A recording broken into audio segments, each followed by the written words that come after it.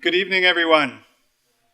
My name is Nicholas DiMancio. I'm the director of the Berkeley Center for New Media, and it is my great pleasure to introduce you to the first spring lecture in our Art, Technology, and Culture lecture series. A lecture series I'm very pleased to say that has been going for 20 years? What? 21 years.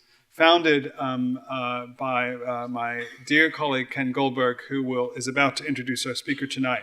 My role tonight is to introduce you to Arts and Design Mondays, of which the ATC lecture series forms a very happy part. And we would also like to invite you particularly to our lecture next week, in which Nicholas Negroponte, the founder of the pivotal and influential MIT Media Lab, as well as One Laptop Per Child, will give a lecture entitled Connectivity as Human Right, and that is 1 week from tonight in this same space. We also have our next ATC lecture then in the middle of March 19th.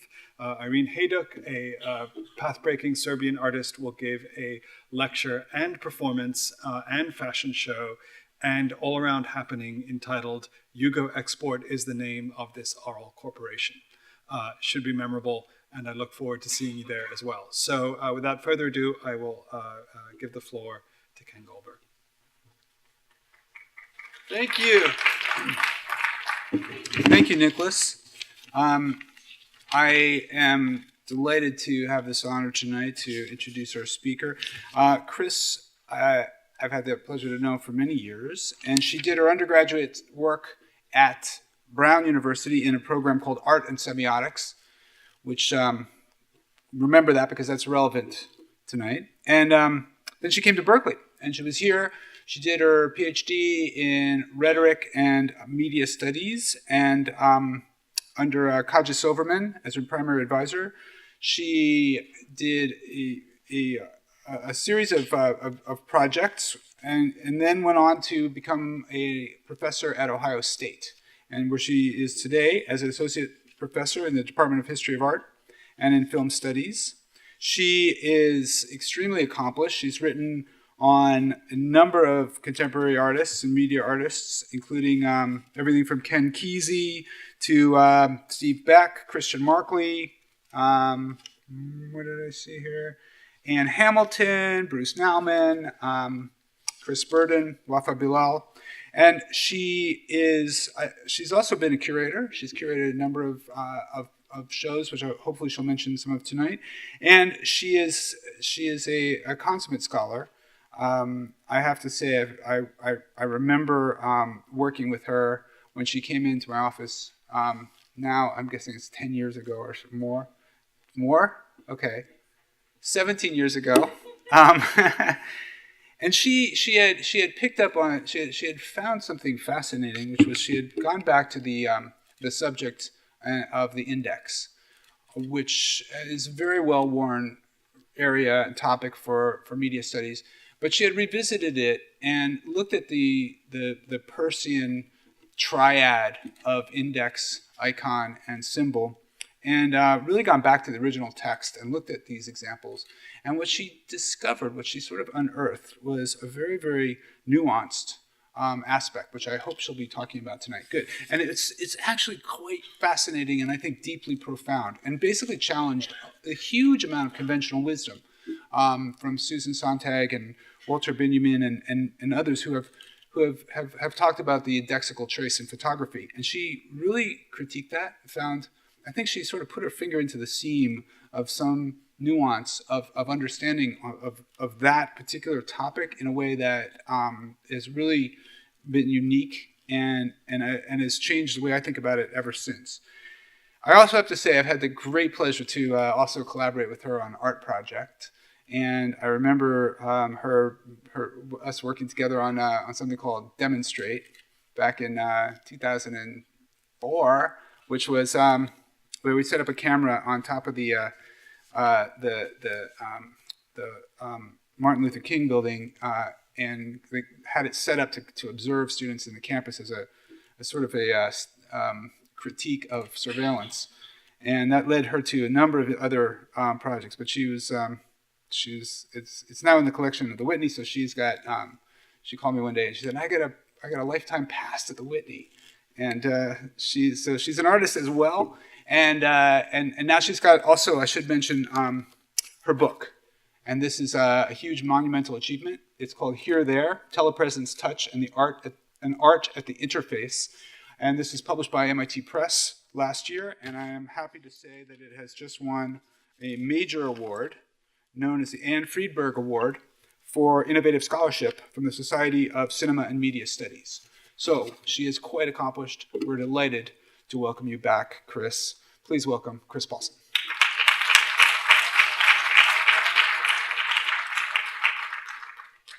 Hi, everyone. It's really great to be back here. And before I get started, I wanted to thank people at BCNM for this invitation. And as Ken mentioned, I got my PhD here. And this lecture series and this organization meant a huge amount to me while I was here. Really shaped what I was thinking, as did the people who were around me at the time. And it's something that, in coming back, I've had the opportunity to, kind of think on. Not just how many people who were around me here showed up in my book, like not just influenced the way I thought, but really became figures for me for thinking through what was kind of happening in my mind, but in the world more largely, which I was just talking with David Bates, seems so quaint now, like 2001 seems really far away and like a simpler time. But also thinking about the students who were here with me, and I know probably some of you are students in the audience, but thinking about just my peers who were here, like Trevor Paglin and Zach Blass, artists who were working here at the time and have gone on to amazing things, or scholars like Tung-Wei Hugh and Brooke Belisle and Zabet Patterson and others who still continue to influence me so much, so I feel kind of this ongoing legacy of my time studying here at Berkeley that's been really nice to think about. And so particular people in the audience like David Bates, who I don't think I could have thought any of what I'm talking about tonight without, and Ken, who, of course, he was mentioning we've collaborated a lot, but I'm going to do something a little awkward tonight. I'm going to talk about one of his works, and so he can intervene if necessary during the Q&A. But I think it's a good testament to just how much being here and the community of Berkeley, especially in the early 2000s, when the study of new media art just wasn't quite a thing yet. It was really just starting to take shape, seemed to be happening here really emphatically. And I'm hoping for those of you who are students, you're feeling that in its new form as much as I did then. All right, and my water.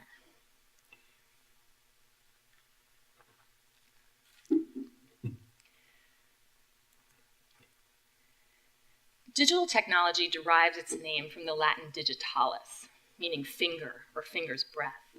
A series of associations and transmutations incrementally led this term from its original use, which posited the physical body as a reference point and a measure of things, to its common meaning today: discrete, discontinuous, abstract representations or manifestations of electronic data. The slow etymological slide from tactile embodiment to immaterial information can be easily traced. Those fingers, those very things that were used to touch, to measure, and to point at the immediate world, were also used to count discrete numbers or digits up to 10. The tips of those same 10 fingers would eventually manipulate individual keys on a variety of machines that produced or processed distinct bits of numerical information. These digital machines came to be seen in contrast with a class of technologies that were now their new opposites: the analog. Analog devices, unlike their later digital counterparts, process continuously variable physical quantities such as voltage or spatial positions or time. At its root, analog names a condition of similarity, of one thing resembling another by shared characteristics. Analogy, then, the power to connect and transform via the analog, seems to have fueled the evolution in the meaning of its counterpart. By analogy, then, we witness the analog usurp the function of the original digitalis. The shift from analog physical media, like photography, film, and videotape, to allegedly immaterial digital forms and formats, sorry, let me just move my stuff around, enabled the popular claim in media theory, or just around kind of the turn of the millennium, of the death of the index. And so this was kind of at the beginning, or the kind of full ensconcement of the digital era. This logic unfolds as follows. The physical material properties of analog media provided existential indexical guarantees of what they recorded. Light touched photographic emulsion and left a physical trace testifying to indexing, the co-presence of the camera and the represented scene. Digital information, however, is by these accounts immaterial and therefore unrelated to touch. Digital images would then not bear indexical witness to the events they recorded. The shift in technology brought with it, consequently, this shadow of doubt and disbelief in what these media appeared to evidence. And this was kind of this anxiety around the turn toward digital technology, that nothing was anymore as it seemed. It seemed to me, however, that this little epistemological crisis was not actually a problem with technology and its supposed touchless immateriality, but with that very narrow way that we understood the index, and which has largely been about the specificity of the photographic sign, rather than the generality of what an index is or could be. We've actually never been very sure about the index and what it refers to. This was a fantasy produced by the uncanny iconicity of the photograph and not its indexical qualities. Most discussions of the index in photography and media theory and otherwise derive in some way from the work of the logician and semiotician Charles Sanders Peirce. The index is often defined through a series of examples that stress materiality, physicality, permanence, and evidentiary status, such as the photograph, the death mask, or the footprint. All of these are made by one material pressing into another and leaving a mark that has a representational character. The death mask, the footprint, and even the mummy are often used to help explain the photograph's uncanny powers, and to firm up the index's uncanny powers, and to firm up the physicality of a rather immaterial touch of light that imprints the photograph. But these are all very odd indices, at least in Peirce's taxonomy of signs. And I should note that there is no, in Peirce's like crazy broad declension of all these different permutations of signs, there is no pure version of an index or an icon or anything like that. In fact, the photograph, which is often used to explain or describe indices when discussed in the context of art history or film studies, comes up in Peirce's description of icons, signs that operate by resemblance, particularly physical resemblance, visual resemblance. He describes the photograph as a special case of an icon because it was made by a process that gives it an existential connection. He said that it was made to correspond point by point physically through the mechanism by which it was created. That is, it had that existential indexical connection with what it represented. This has been taken to mean in film studies and photographic theory that indices must have that physical tactile connection to what they represent. So what seems to have happened is that rather than explaining the special oddity of the indexical element in analog photographs, or in analog icons, the photograph came to define the index. The index, however, is a much weirder kind of sign and lacks any of the security that a photograph seems to give. Throughout his many essays on semiotics, Peirce consistently explains what indices are by describing how they inspire thought in the receiver and put her in a present tense relationship with the referent rather than that relationship of the past that photographs seem to carry with them. Materiality, physical touching, and visual resemblance do not play important roles in the index in his writings. He writes, for example, describing the index.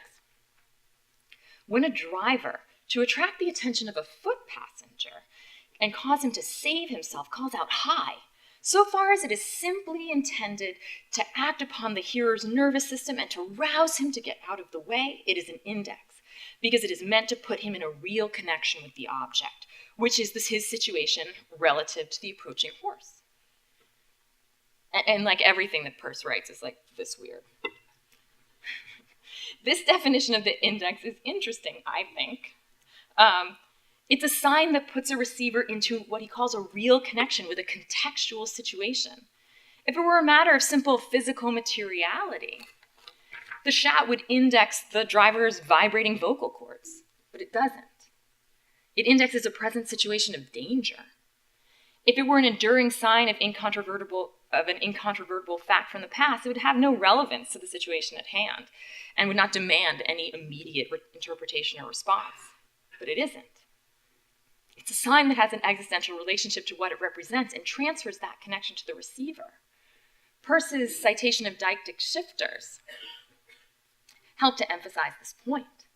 Indices operate in the present tense and rely on context and shift moment to moment so that both of these people are you. So shifters are really helpful examples of indices because of how unstable they are. The following is one of Peirce's most clear definitions of indexical signs. The index, he writes, is a real thing or fact, which is a real thing or fact which is a sign of its object by virtue of being connected with it as a matter of fact, but also by forcibly intruding upon the mind, quite regardless of it being interpreted as a sign. The first kind of existential part of that definition can encompass understandings of the index as a physical trace. But it doesn't require physicality for that still to hold up, just connection. But the second half points to the way the sign pulls the receiver, that listener, that person who's called out by that word hi, into a relationship of presence and presentness. The index is a sign that calls all three terms, the sign, the referent, and the receiver, into a contextual present tense live situation. The index is a sign, but it's also an event.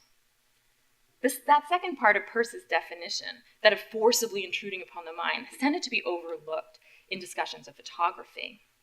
The index's solicitation may be somewhat less mysterious than Roland Barthes' notion of the punctum, yet it works similarly to emphasize how temporal co-presence, as well as the receiver's reception and interpretation, are all part of the index as a sign.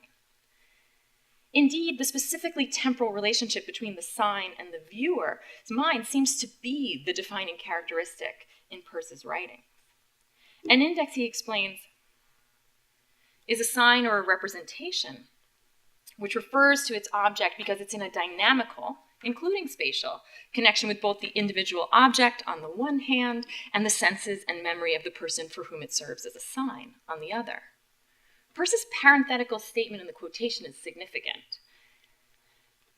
Each time he describes the index, he makes it clear that the sign is that live thing in relationship to the viewer, but he also suggests that it can, but evidently need not always, have a spatial or physical connection to its referent. So Peirce's explanation of the index focuses on the sign's reception, on the crucial link between the receiver and the referent, as much as how it was made. The index then must be understood not as a mark of resemblance or proof or past or the truth, but rather as an instance of relationality, of interpretation, and of decision, and one that is always connected to doubt, not surety.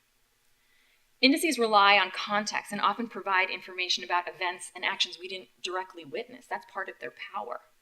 We fill in information based on hypotheses. Examples of indices that Peirce likes in his writings are pointing fingers and deictic shifters and random shouts in a crowd, examples of uncommon behavior or dress that need to be kind of sussed out. These are signs that emphasize present and shifting contexts. The index has never primarily or exclusively been based in materiality or physical touch, but instead it's always been this doubtful, dubious kind of sign, despite its conventional use as evidence.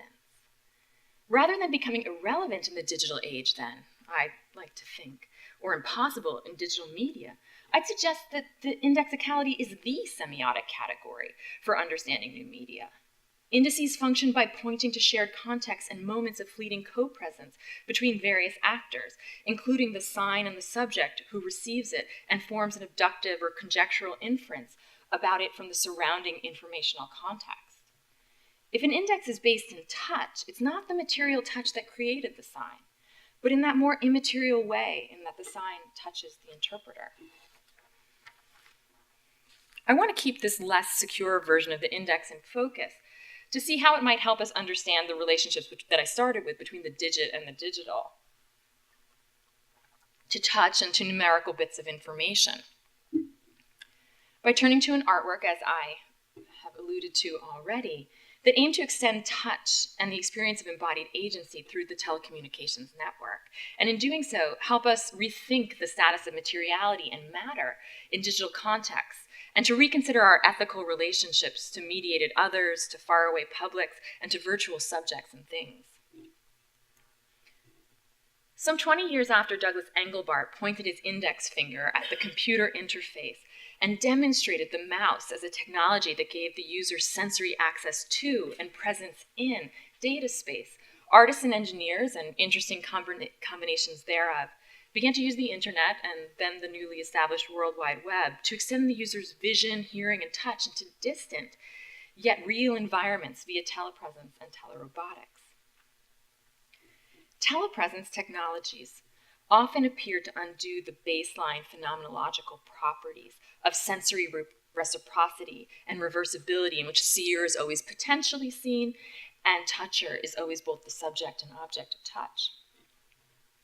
Artworks engaging with this technology tend to explore the humanistic aspects of mediated action. There are a lot of works that I thought about talking today, and I went through a few versions of this talk using different ones, but I've decided to just talk about one today. And to use it, as I was saying, to take up that idea of the digit and the digital and how we might conceive of others and their presence and our ethical relationships to them in this medium and this semiotic register that tend to bring with them radical existential doubt, as well as to conceptualize a phenomenology and an ethics of digital space in the face of those misgivings. In Programmed Visions, Software and Memory, media theorist Wendy Chun explains how computers both depend on and perpetuate metaphors. From files to desktops, windows to spreadsheets, she writes, metaphors dominate user interfaces. Metaphors make abstract computer tasks familiar, concrete, and easy to grasp. Since through them we port already existing information and knowledge to new tasks. And so just as we make computer processes more material, concrete, and knowable, that is graspable, through metaphor, we've also come to understand our own bodies and their very physical functions and processes through comparisons to the computer. We can imagine our memories as hard drives, and we can understand the internet animistically as a distributed global brain. Drawing on her etymological reading of metaphor, Chun argues that it is a transfer that transforms. Having ceded to the analog the connection to the body, and particularly to the fingers and touch, the digital can recoup it again only through metaphor and analogy. Perhaps there's no computing metaphor more poetic and personal and tactile than that of the handshaking protocol. The oscillating, high-pitched electronic squeal of two stations attempting to establish a connection was synesthetically softened by the analogy of the hand and its intimate, respectful, civil touch. By now a distant memory, this process and the distinct sound it once produced represented that act of getting in touch and served as a kind of soundtrack for the new era of networked home computing. The modem's handshake, like those that happen in the physical interpersonal world, was a kind of greeting and an establishment of polite protocol. It initiated a relationship and confirmed the rules of engagement between two parties. It signaled trust, agreement, and communication. It was a greeting and an acknowledgement. At the 1993 SIGGRAPH conference, artist engineer Ken Goldberg and his collaborator Richard Wallace presented data dentata, also known as the datamet, which literalized the intimate and courteous metaphor. This device, a tube containing simple touch sensors and haptic actuators, enabled users to hold hands over the internet. For the SIGGRAPH demonstration, Goldberg placed one datamit in the convention hall in Anaheim, California, while another was in Manhattan in Wallace's New York University lab. A user could slip her hand into the narrow tube and wrap her palm around the pliable rubber ball inside. If Wallace squeezed the ball in New York, the sensors would trigger the foam-padded actuators inside the other datamit, which would press the SIGGRAPH user's hand in a soft squeeze. By this means, an ordinary phone line and modem became the conduit for physical contact. To have one's hand squeezed indicated presence on the other side of this unusual interface. To return the gesture acknowledged the other user's existence. So remote electronic presence turned into physical tactile pressure. And it became clear that telephone lines could indeed be used in Bell System's words to reach out and touch someone. And touching here refers to an immaterial and emotional connection despite the physical contact of finger to button. But in other ads, other ads offered more of this emotional jolt, and I cannot understand what's happening in this ad at all. Like, he's the father or the grandfather. Anyway, something's happening here that we need to really add a lot into to figure out. Goldberg and Wallace's device only transmitted one bit of information. That is, it made touch and presence into a binary arrangement. Someone was either there or not there. Someone returned your touch or the machine was inert. Even so, users reported profound experiences of making contact with Wallace on the other side, often spending quite a long time just being together. Like all signals from beyond, data dentata required faith and trust on the part of the user, and in return she received transcendence. In this case, overcoming the body's specific spatio-temporal position and transforming a sense of distance into one of proximity. Data dentata proposed the internet as a kind of medium in that paranormal sense of the word that Rosalind Krauss used for video art's earliest stages. She writes, the uncommon terrain of that common enough usage of the word medium is the world of parapsychology, of telepathy, of extrasensory perception and communication with an afterlife, for people with certain kinds of psychic powers are understood to be mediums. Electronic technology, for the art historian, for Krauss, seems much closer to this occult sense than to any formalist meaning of the word medium, because of the way a human becomes a sender and receiver of information. Information from an invisible source, and because the human conduit exists in a particular relationship to the message, which is of temporal co-presence. Electronic technology and the time-folding experiences of presence it delivers, she reasons, therefore demand to be discussed in the parapsychological model, alongside other potentially fictive phenomena like telepathy and extrasensory perception and communication with the afterlife. The datamit's paranormal telekinetic powers refashioned users as mediums and helped to articulate what the internet could and would be as a medium. Not just a network that expanded disembodied thought and consciousness across a network, but one that could also extend our physical reach and materialize touch out of the ether.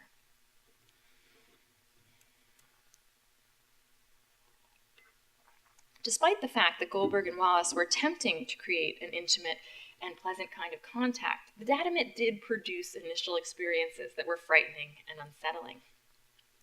The device on display was wrapped in copper-colored metal wire, which gave it the look of a primitive and unfinished machine.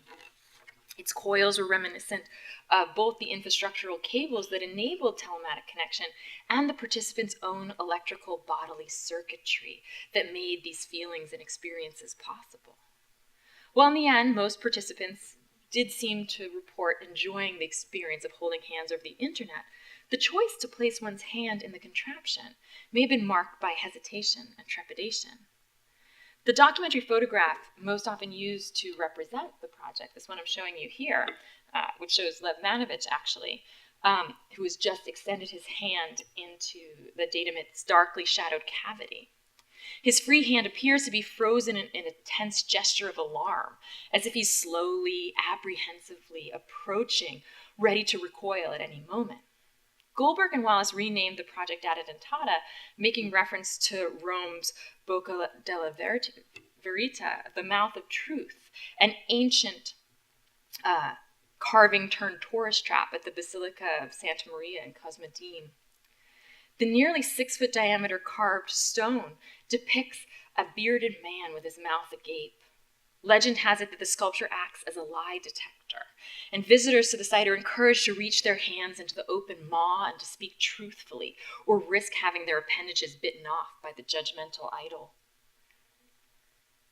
The name, of course, also cites the cautionary tale of the vagina dentata, in which lustful and impudent men risk castration by surprisingly placed teeth when they force a woman into submission. And I did have images that I could have showed for this that are evocative, but with a Google search does a lot on that.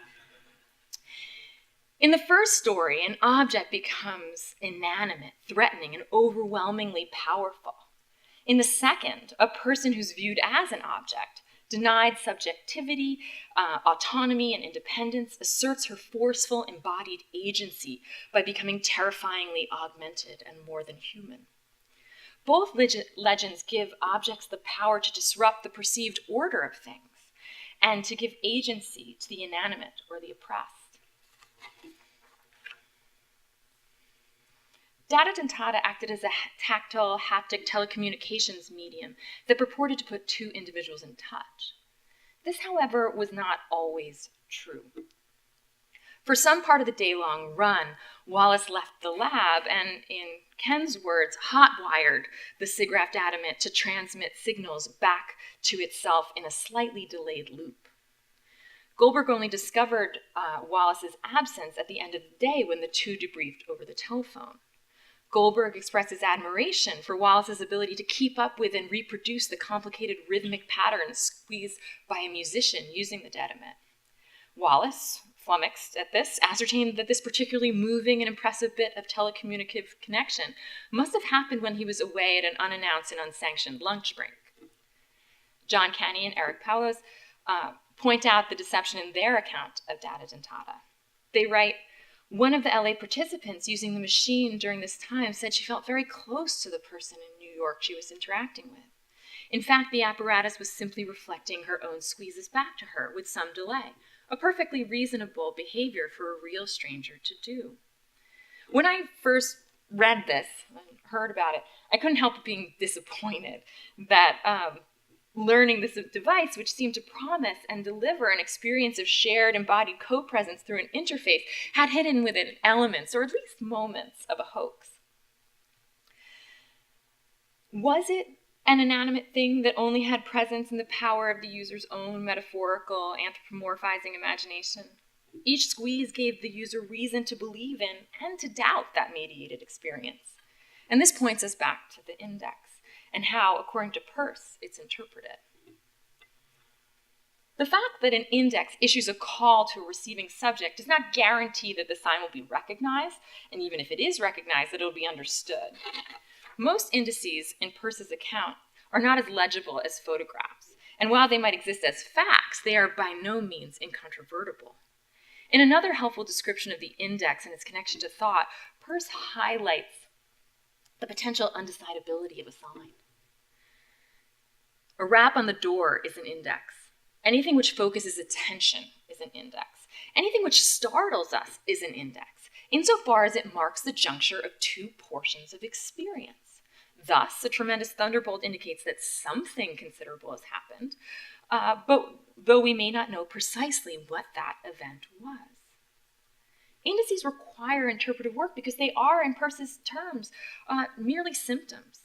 A symptom, a fever, an ache, or so on, indexes something. But what that something is can be quite unclear or have multiple potential explanations. Indices need to be decoded. Take, for example, two particularly enigmatic examples from Peirce's writings. He says, I see a man with a rolling gait. This is the probable indication that he's a sailor. I see a bow-legged man in corduroys, gaiters, and a jacket. These are the probable indications that he's a jockey. The way a man walks or dresses, for Peirce, indexes his profession. Yet this is hardly a transparent sign, and his interpretations may not be right. The index is a clue that points to something not yet known, or what something someone can't be sure of. The great achievement of the index, actually, is its ability to signify even without the benefit of convention, resemblance, or direct observation. This ability comes from the thought processes it activates in the receiver.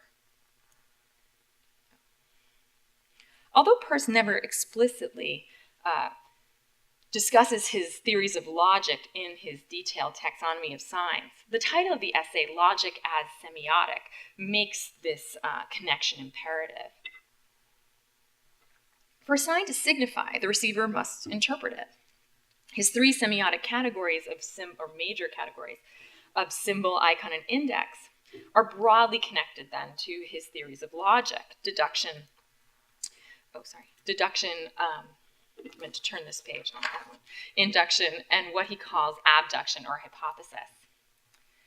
Induction is reasoning by resemblance, just as icons signify by means of likeness. And deduction is reasoning by the application of a rule or law, much as symbols signify by means of agreed upon meanings. As for abduction and indices, Peirce provides the following example in another essay of the kind of sleuthing both involve. A certain anonymous writing is upon a torn piece of paper. It's suspected that the author is a certain person. His desk, to which only he has had access, is searched, and in it is found a piece of paper, the torn edge, which exactly fits in all of its irregularities, that of the paper in question. It's a fair hypothetic inference that the suspected man was actually the author.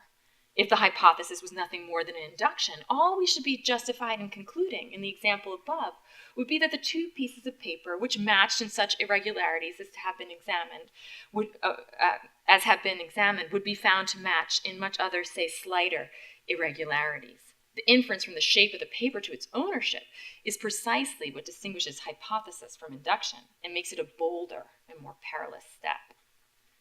Induction is founded upon resemblance, characteristics of the sign that analogically correspond to elements in the reference. It is therefore limited to what's directly observable. But in the cases of reasoning by hypothesis or abduction, things are different. The scrap of paper indexed not the fact that it was torn, but its ownership. It pointed to things not directly witnessed, and therefore that need a certain amount of conjecture to even determine what the relevant facts were, much less how to interpret them. Abduction infers information in excess of the evidence at hand. It's a guess, albeit a very compelling one, and the means by which one properly interprets an index. And yet, there's always the possibility of multiple explanations or interpretations for photographs or for torn pieces of paper or for electronic squeezes over the internet. Abduction, which again Peirce alternately calls hypothesis, is when we find some very curious circumstance, which would be explained by the supposition that it was a case of a general rule, and thereupon adopt that supposition.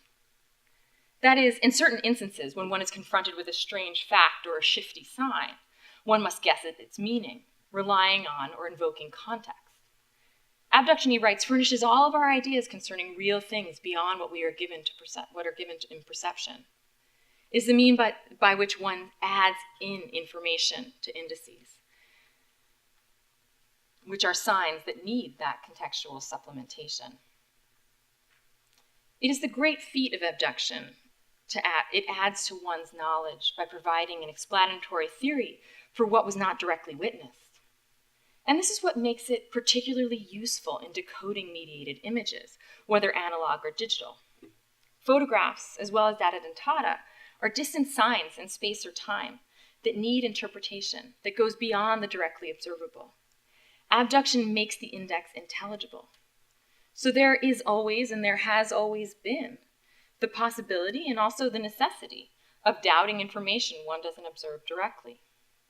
If indices are signs that often come to their receivers at a spatial or temporal remove, unlike icons and symbols, and need contextual information to signify, how is it that they are able to inspire such conviction on the part of their receivers? The origin, authenticity, and significance of photographic images or other indices are never as obvious as they seem. This is not a condition brought on by the digitization of analog media or digital manipulation or the prospect of total simulation and virtual imaging.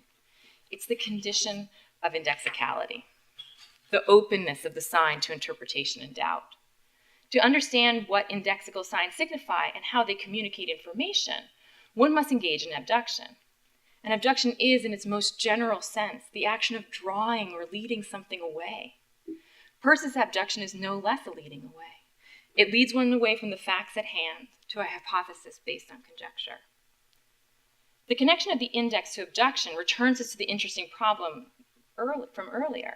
If doubt and error are built into the means by which indices are interpreted and explained, and abduction is a very weak form of logic, how is it that indices and their corresponding abductive inferences compel such strong belief? As Peirce explains, the results of abduction are often experienced by the thinker as possessing a certainty of a fact or even innate knowledge. The abductive inference, like the index itself, strikes the receiver with a kind of phenomenal force. Peirce writes, when our nervous system is excited in a complicated way, there being a relation between the elements of the excitation, the result is a single harmonious disturbance which I call an emotion. Thus, the various sounds made by the instruments of an orchestra strike upon the ear, and the result is a particular musical emotion, quite distinct from the sounds themselves. The emotion is essentially the same thing as the hypothetic inference, and every hypothetic inference involves the formation of such an emotion. We may say, therefore, that hypothesis produces the sensuous element of thought, and induction the habitual element. Abduction, then, is a phenomenal and embodied kind of thought. As Peirce describes it, the receiver experiences something in excess of the individual elements at hand, and yet, in that moment, feels the same degree of certainty that usually accompanies direct perception. Although only conjectural, a hypothesis feels true. In fact, at other points, Peirce will describe it as an innate human ability or instinct, that to guess well. Peirce's explanations of the index are integrally related to abduction. He not only uses examples of indices to explain abduction, but also abductive processes to explain what indices are and what they do. Just like the abductive inference, the index acts upon the hearer's nervous system. It forces itself onto the receiver's eyes and ears and skin. It's a phenomenal and embodied kind of sign, just as abduction is sensuous, emotive, and embodied kind of thought. Both require information and lead to interpretations that exceed what one is given. For this reason, and despite the receiver's own sense of certainty, doubt has always shadowed both abduction and the index. Faced with the contemporary threat of the digital, of its immateriality, of its manipulations, one might easily forget that forgery, manipulation, and ambiguity and uncertainty have constantly accompanied the photographic index and the index in general. The digital revolution has not destroyed or undermined the index as everyone was claiming when these technologies kind of came to the foreground. Instead, it's called attention to the index's true identity, as a sign from which one is often separated, with a meaning at which one must guess. Indices are signs unusually subject to doubt, and this doubt is emphatically pre-digital. So taken another way, that fraudulent moment in Data Dentata when Wallace was away from his datamit could point to something quite different than the promised tactile connection between distant persons.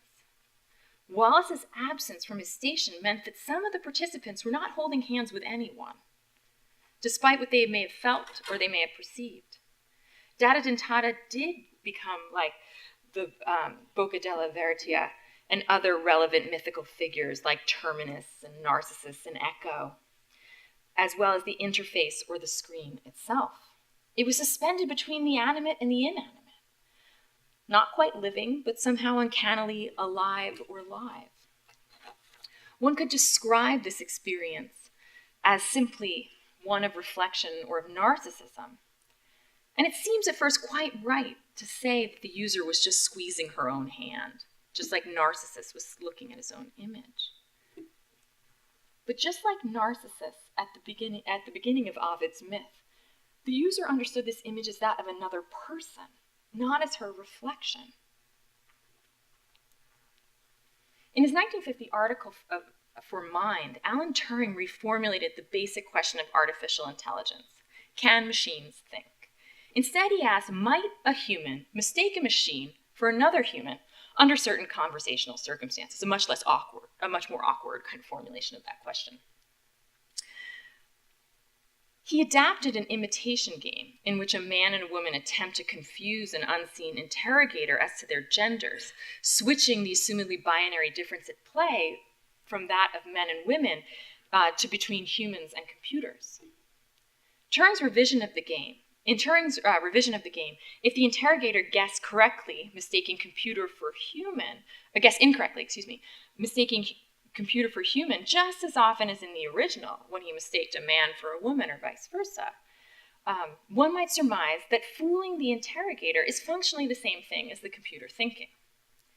Nick Montfort points out that this question was not posed to computer scientists, but to the philosophers that read Mind, and therefore was a way of challenging their notion of intelligence and how it could be defined phenomenologically. Following this line of thought, data dentata could function as a sort of Turing test that queries the interrogator or user's understanding of the situation as much as it queries the functioning of the machine.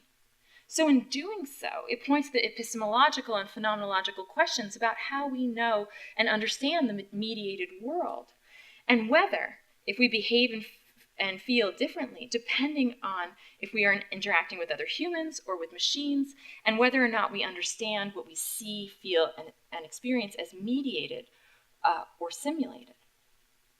Goldberg has described the duped musician's experiences as one of the most powerful reactions he witnessed that day, one in which both he and the user seemed to most potently feel the presence and connection through the device, despite the fact that it was precisely when Wallace was missing.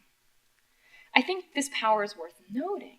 It's not the seduction of simple narcissism that Krauss describes when she says that video artists in the earliest days became captivated and entranced by their own images, but a bizarre moment in which an object passed for, or even became, the other.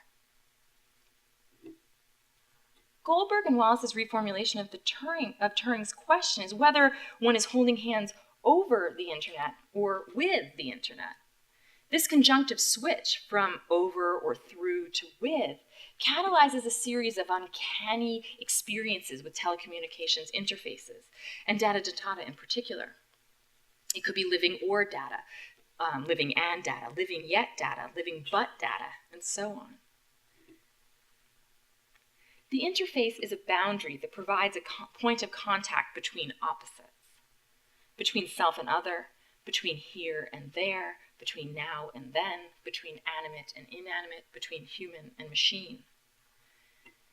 As Brendan Hookway has it, the interface is defined in its coupling of the processes of holding apart and drawing together, of confining and opening up, of disciplining and enabling, of excluding and including.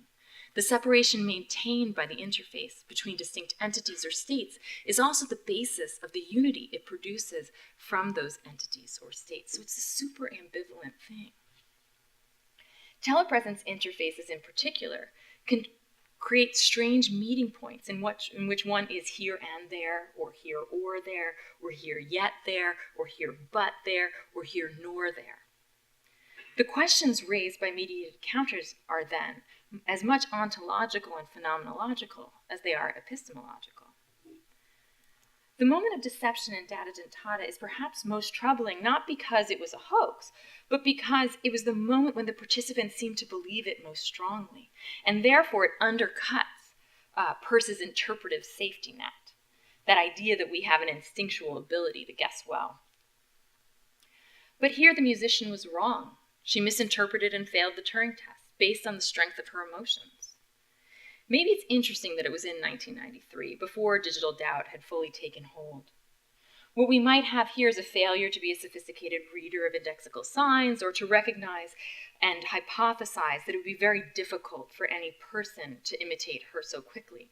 In fact, one of the giveaways in the Turing test was that the computer might expose itself by being too good or too fast at certain tasks, like mathematical calculations. Maybe she couldn't imagine that she could feel such a close connection with a machine.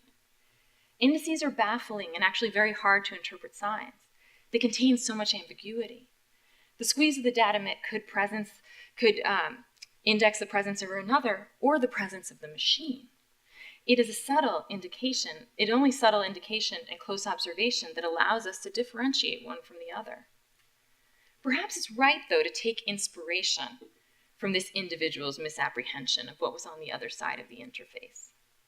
Not because it points to some kind of forthcoming technological singularity, but because in the face of all the potential doubt she may have had, she chose to extend humanity to what was on the other side. She took an interpretive risk, one that involved a kind of ethical generosity, maybe over and against any misgivings that she might have had. This is a hard thing to do. For not only do we have the rhetoric of the death of the index encouraging us to automatically suspend belief in all we see and feel through mediated interfaces, but also, because of their very structure, interfaces and interfaces as indices tend to flatten ontological distinctions and produce uncertainty. This is what Samuel Weber, in his discussion of television's potential for liveness, calls uncanny confusion. This confusion is a result of the specific properties that level the phenomenological distinctions between, say, with television, the live and the recorded. We can't tell which one it is by looking at it. That's why we need that little sign in the bottom that tells us live.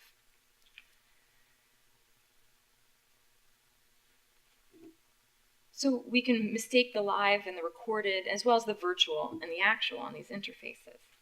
And here, extending to other sorts of interfaces and following the lead of data dentata, we could add to the list the present versus the absence, the animate versus the inanimate, the human versus the machine, and other distinctions.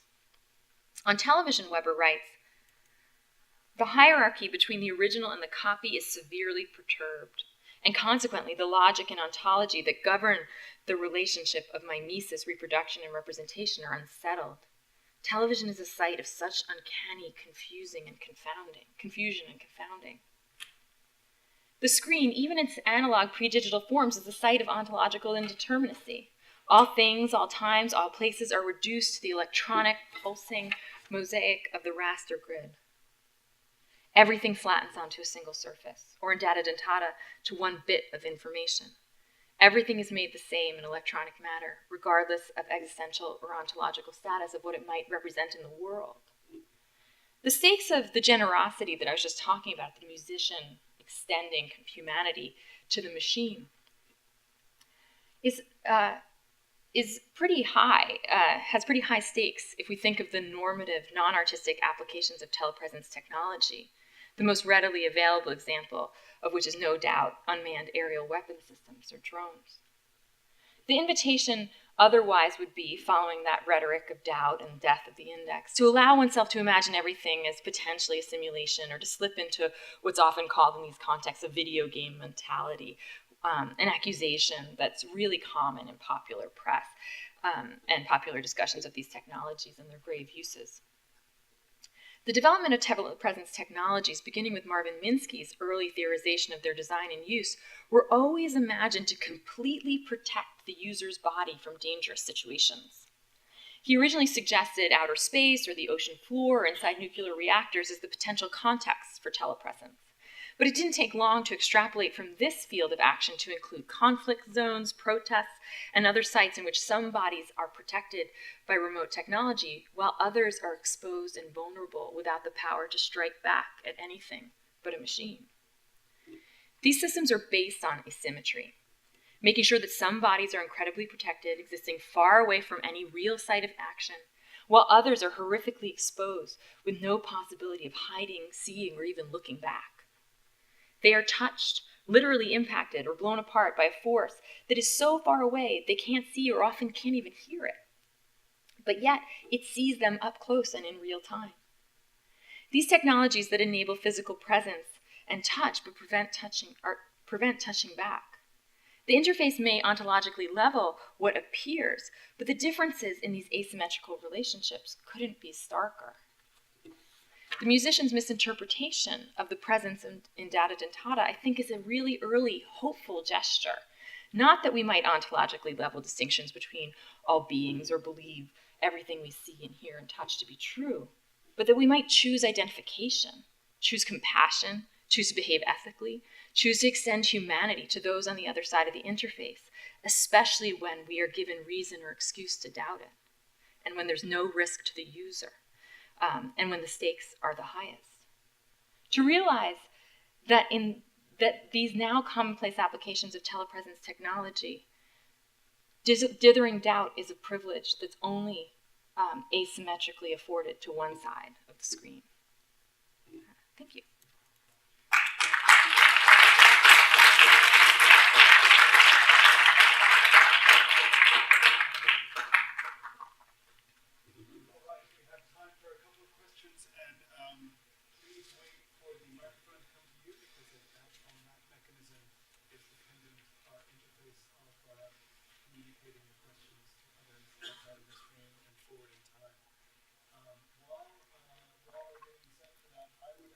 A question myself, or there is, I love your reading of yeah, wait for the mic. Wait for the mic, sorry. I love your reading of Pierce, and I wanted to ask you to maybe amplify or extend what seems to me to be like a latently cybernetic quality to the reading as you presented it, which is to say that the cybernetics being a post-war form during the Second World War and post-war formulation of a kind of identical quality of beings and machines, and that focus specifically on the signals between them and their communication with each other, and that definitely seemed to be a kind of figure on the stage, and I would love to get your thoughts about it.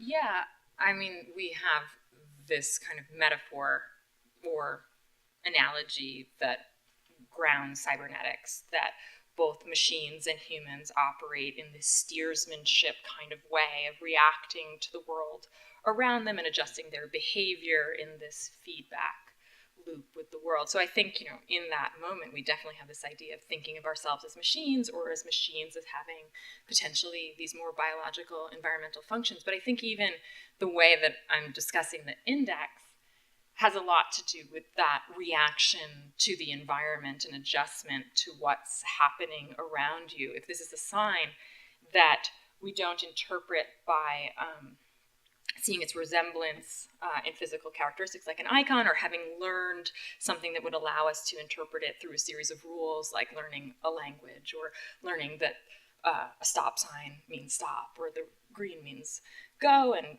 red means stop. With the lights, those all have to be learned. With the index, it seems we're constantly reading environmental information and taking it in and adjusting what we think is happening in it. And depending on what situation we're in, we're going to read that sign differently. So if it appears to us in one context, we might take it to have a set of meanings that in another we wouldn't have at all, like those examples of the man with a rolling gait, or wearing corduroys and a jacket, that those index the professions of a sailor and a jockey, but not if it's Halloween or something, right? Like, the contextual situation changes the interpretation of how you read those signs, and you're going to constantly kind of pull in environmental information to react to, without necessarily in Peirce's world even recognizing that you're making those adjustments or changes. For him, it often seems that the hypothesis that you're making in relationship to a situation comes to you so instantly and so automatically that you don't even recognize that you're thinking in that way. And in fact, if you look at all of his examples of that kind of thinking, whether in relationship to him describing abduction or him describing the index, in almost all of them, there are these more preliminary assumptions that he's made that kind of ground or undergird even what he's saying is the hypothesis. He's making all of these assumptions based on information that he's porting into those situations already and unknowingly and unconsciously. And in Peirce's writings, I'm guessing because of who he was and the time he was writing, a lot of them are really politically incorrect. Like, he makes a lot of assumptions about race and context like that he doesn't recognize in his own writings as being his own additions to a situation. He reads them as just kind of fact. Cool. Questions from the audience? Yeah. Over. Oh, Kris. I didn't know you were still here. I'm not. Oh. I just came back for this. Oh. So I really appreciate how much you've extended our sort of understanding of Peirce to realize that the death of the index was based on too narrow a reading of what indexicality could be. But I wonder if we narrow it back down to the context of photography, and we let go of film and move over to digital photography, is the diagnosis still accurate, or does telepresence sort of account for the move from, say, the electronic chip to the electronic screen on which we view the image? Well, I was talking with David Bates, just briefly beforehand, and how, like, quaint all of this sounds. Like, there's something so far away. It takes so long to write a book, and then you do it, and you're like, oh my God, everything's changed. And, like, this doesn't matter anymore in some, like, real profound way, or we're over these doubts, or they're just so far in the back of our mind now that it just seems like a really historical era to be thinking about this moment where, like, people were freaked out about the loss of that material quality in photography. I don't, at least for me, I don't think it changes that much interpretively if we move from one to the other. In fact, I feel like we're constantly having a really different relationship to photography in terms of digitality because we get it instantaneously. Like, photographs come to us in a present, not as signs of the past. So the whole way we used to talk about photographs as this mummification of time past, it's like the second before, and you get these immediate feedback relationships. And I think often we then, thinking through kind of Peirce's, which I don't go into in this talk, but the other ways that knowledge gets established through, like, induction and doing, like, a test over and over again and confirming something like, I'm going to believe in digital photographs as much as I believe in analog photographs because I see tons of them, and for the most part, they're true. Like, I see them accurately representing the world I think they represent. And thus, we kind of believe in them as easily. I mean, there's lots of material differences and aesthetic differences, and I think what we live in now is a moment of real fetishization of materiality. I live in a house full of records, like LP records, that we have to worry about, like, the floor and if it can support this huge weight because of this, not mine, but this fetishism of this kind of materiality. I think telepresence poses a specific case because of the moment that it emerged in the 90s, which coincided with all of this doubt that was happening, and that within that decade was resulting in technologies that took this concept into really intense places that now are super commonplace, where 10 years ago seemed wildly futuristic, like drones and unmanned kind of missions and things like that. So I'm getting far away from your question, but I think it does still work with digital technology, but I think our comfort with these technologies has changed really radically since I began thinking about this. And I think for me, what I become more interested in is not any kind of doubt that we have in the index, but the way in which the doubtfulness of indexicality is being embraced and exploited by the state or something, not just in this kind of post-truth world where we don't really have to believe in anything or that nothing's confirmed, or even in work like Ilal Weitzman is doing around forensic architecture and the degradation of satellite imagery to make sure that we can't really see evidence of bombings or things like that, or everything becomes really open to interpretation or ambiguity, that doubtfulness of the indexical sign is not just something that causes us concern, but we or the state or something is actively using that to hide within the index. And so I think all of the terms are changing. I just think the ground has shifted slowly, but to the point where doubt is the prevailing logic of our contemporary moment, to say oh, there were things we didn't doubt before. That seems crazy. Doubt is being actively marshaled in every politically possible way.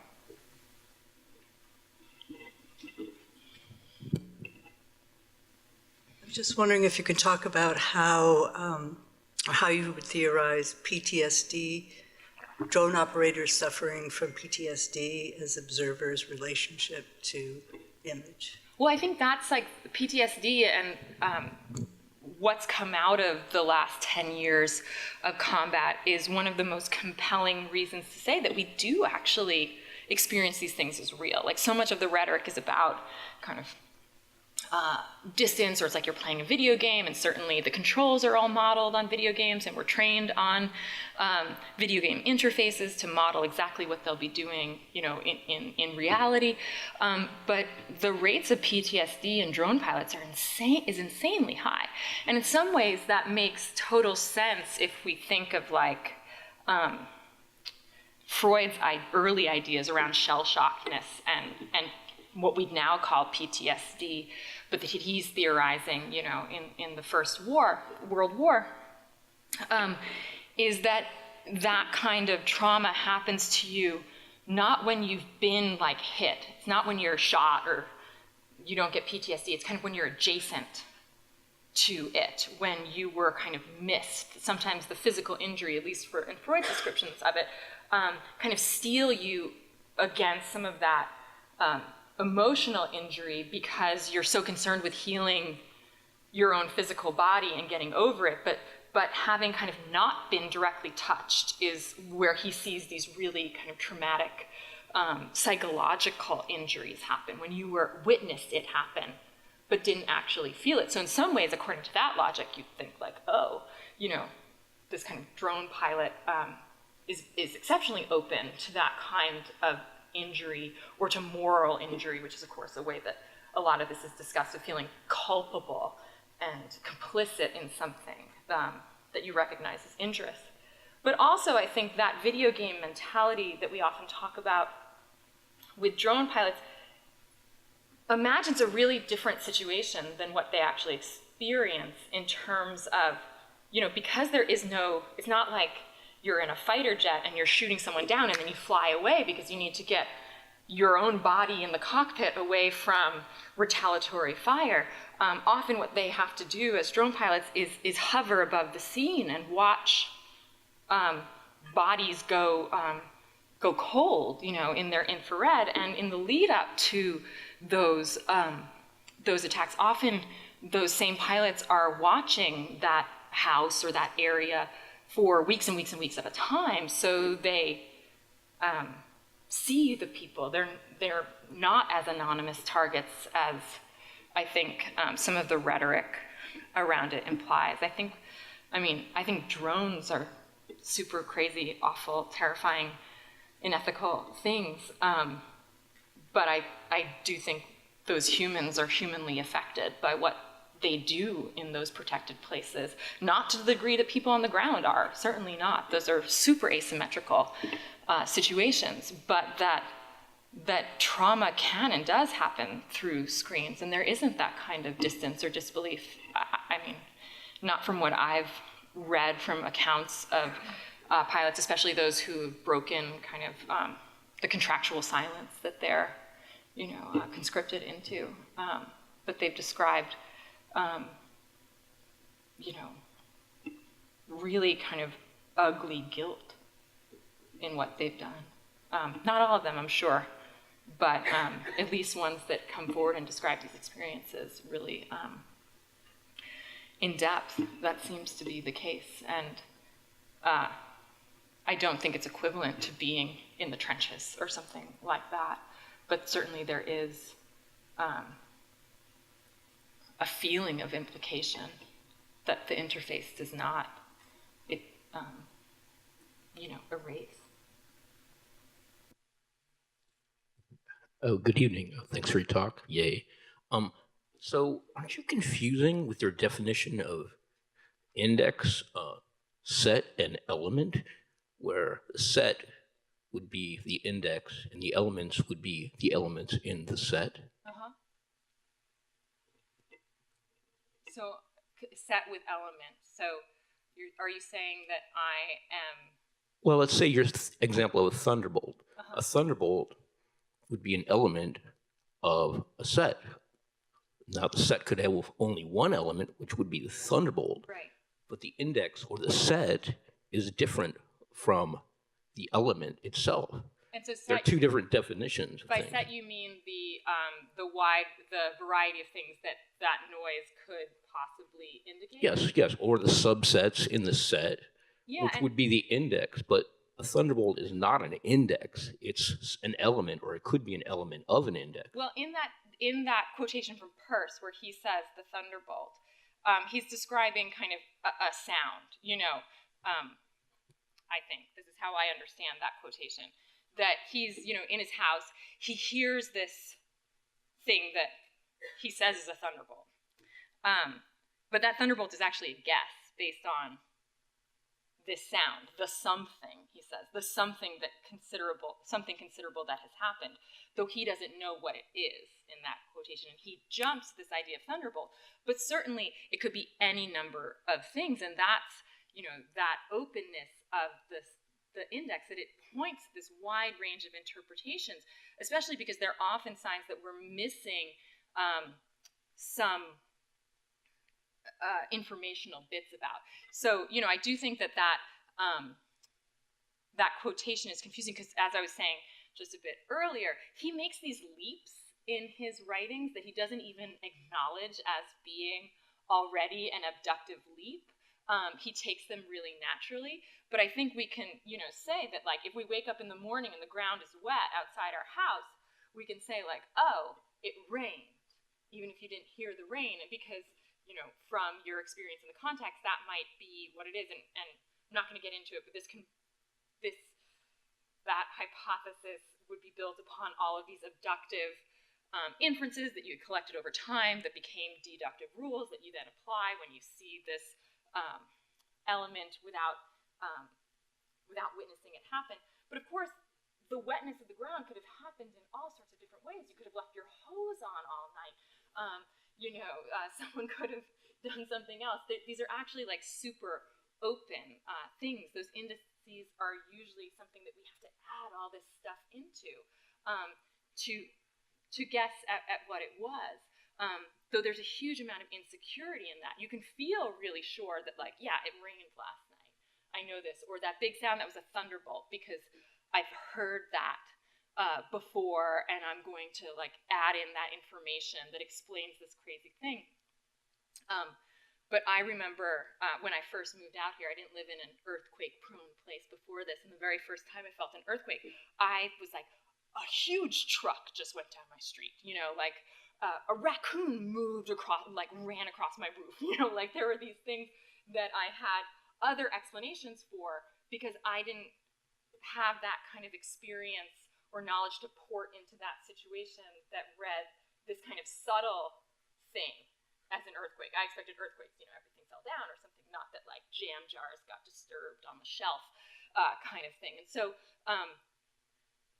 these signs, you leap to conclusions, but it's always insecure. And I think in that Peirce quotation you're referring to, that, yeah, he does this thing where he gets ahead of himself, where he makes the leap before explaining it. And later in that quote, I think he corrects it by saying it's a something, but something considerable, but he doesn't know what it is.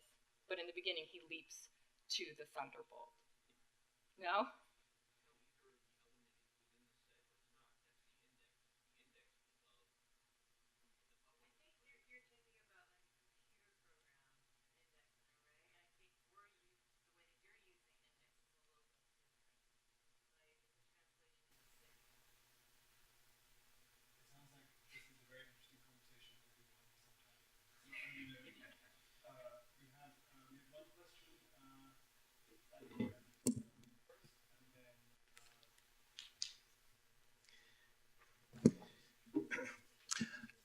Your talk is making me think more about the temporality of the index and the way in which an indexical sign takes on a kind of thickness over time, so that the relationship between the moment of, say, in a photograph of the camera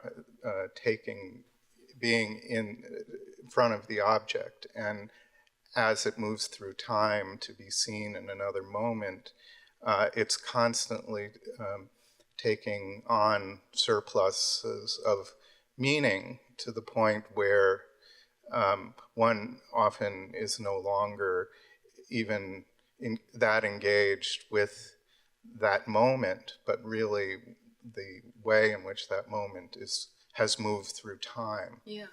And so,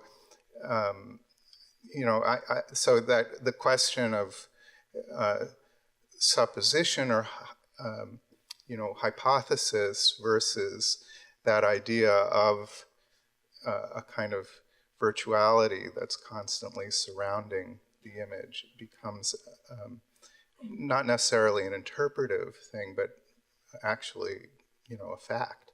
Yeah. Perhaps for ones that endure, some indices endure, some don't. The shout high disappears in its moment. A mirror reflection disappears right away. A shadow, as soon as the sun changes, it changes.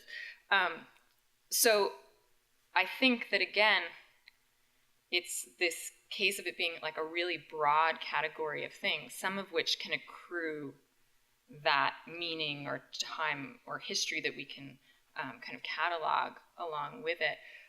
Or be totally ignorant about it, and it can come up to us and we can have this present tense relationship of interpretation with that photograph, even if it's from the far past. Our encounter with it can be this live state of solicitation and adding in information and things like that.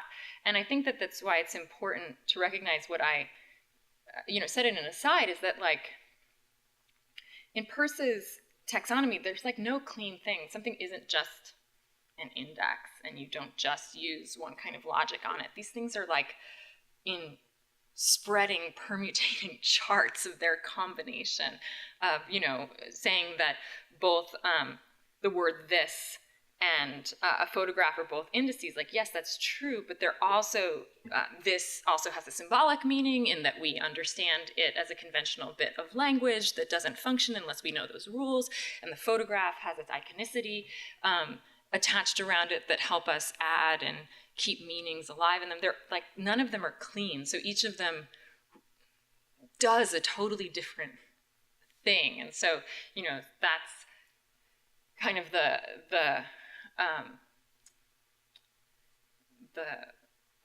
guess what's the word I'm looking for, the kind of falseness of this argument in some ways, that we can't even think cleanly about any of these categories, whether of sign or of logic, because that they're all tied up. As I was kind of saying a moment ago, even the hypothetic inferences that we're making in Peirce's world come from, we're using those because they come from our past experience, where we've had these more inductive relationships with that element in one way or another, so that it has gained support in our mind and become almost a rule or a deduction that we are implying to fill in that hypothetic inference. So they're all like tethered and imbricated in this really dense way, that to even kind of talk about them and spreading them out is this real kind of thought experiment, rather than the dense complexity of every interaction we have with an image or sign, and the kinds of thoughts that we use in each and every moment that are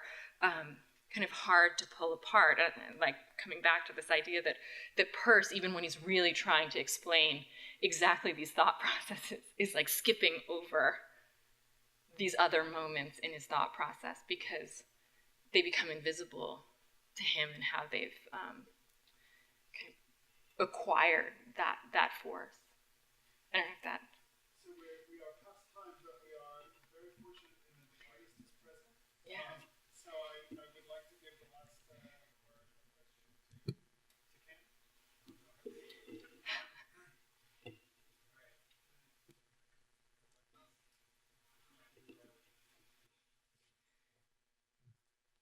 Thank you. I wish we could take credit for those interpretations that you've so magnificently made. I appreciate that greatly.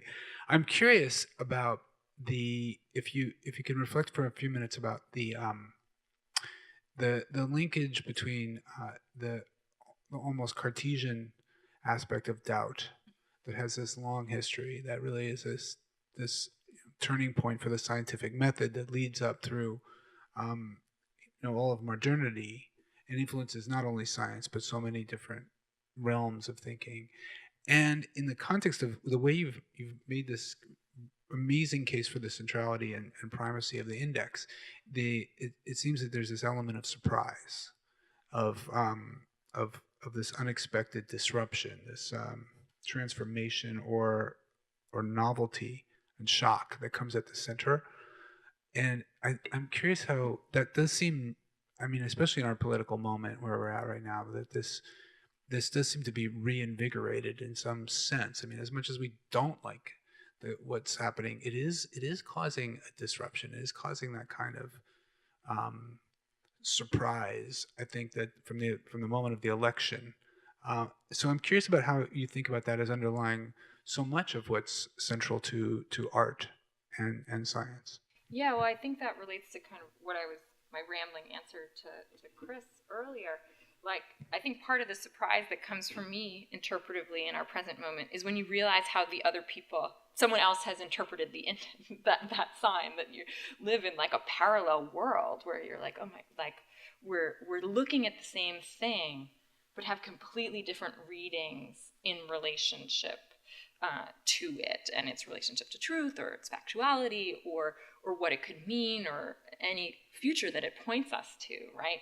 There's this parallel existence happening in relationship to interpretation of things. And I think that's what I was saying, to Kris, that everything seems,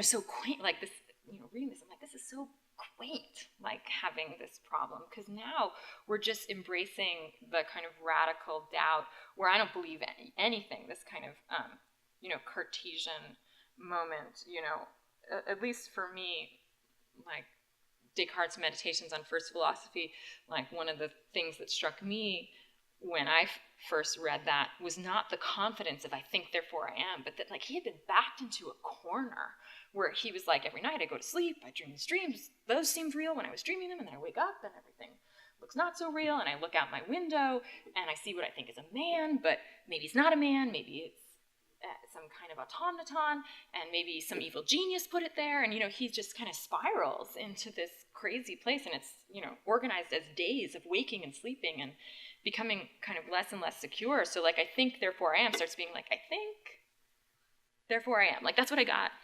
and I'm holding on to that, and I feel like people don't even want to like explore a little further most of the time, and perhaps both sides are guilty of this, maybe, I don't know, but they don't want to dig deeper and have those initial assumptions changed by going outside and like unmasking the automaton and saying like, are you human or are you a machine? And maybe, given the Turing argument, we might not be able to tell anymore, but that we're satisfied with being like, I believe what I believe, and I'm here, and I've got it. I'm just going to stick with these positions and not worry about what someone else thinks, or even working together to have a baseline understanding of the things in the world that we can base our interpretations off of. We're all kind of content at our content at our windows. I mean, maybe there's a really good analogy there with Descartes looking from his window, kind of thinking these things alone in his room, isolated from everybody, it seems, spending a week kind of going crazy in isolation, interpreting things that he sees through this, kind of narrow portal. So it might be, maybe it is time to at least see that again as a model of kind of our bad behavior, and to get out more and talk to other people and confirm some of what we see out there. Well, that's a great moment to end on, because we're all here together